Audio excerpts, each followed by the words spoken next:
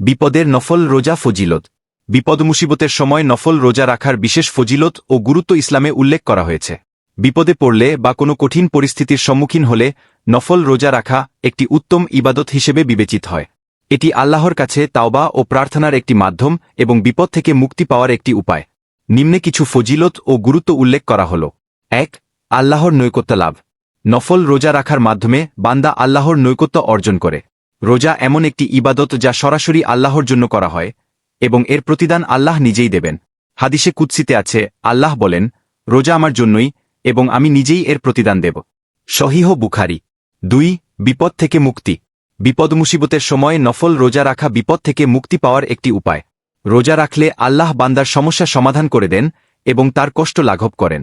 রোজা রাখার মাধ্যমে বান্দার ধৈর্য ও তাওয়াক্কুল বৃদ্ধি পায়, যা বিপদ মোকাবিলায় সাহায্য করে। ৩. গুনাহ মাফ হওয়া। নফল রোজা রাখার মাধ্যমে গুনাহ মাফ হয় এবং মর্যাদা বৃদ্ধি পায়।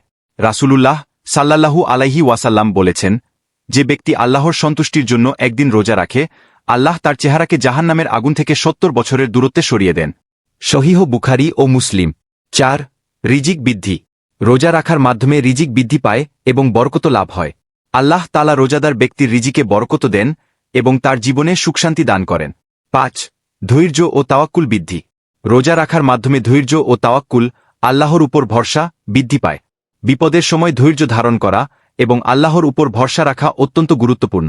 রোজা রাখার মাধ্যমে বান্দার মধ্যে এই গুণগুলো বৃদ্ধি পায়। ৬. আখিরাতে সুরক্ষা।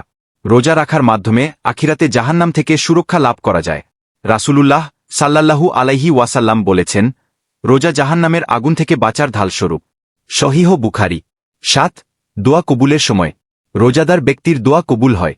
বিশেষ করে ইফতারের সময় দোয়া কবুলের বিশেষ মুহূর্ত। রাসূলুল্লাহ সাল্লাল্লাহু আলাইহি ওয়াসাল্লাম বলেছেন, রোজাদার ব্যক্তির দোয়া ফেরত দেওয়া হয় না। ইবনে মাজাহ। উপসংহার। বিপদ মুসিবতের সময় নফল রোজা রাখা একটি উত্তম আমল। এটি আল্লাহর নৈকট্য অর্জন, বিপদ থেকে মুক্তি, গুনাহ মাফ, রিজিক বৃদ্ধি এবং আখিরাতে সুরক্ষা লাভের একটি গুরুত্বপূর্ণ মাধ্যম। তাই বিপদের সময় ধৈর্য ধারণ করে নফল রোজা রাখা উচিত এবং আল্লাহর উপর ভরসা রাখা উচিত।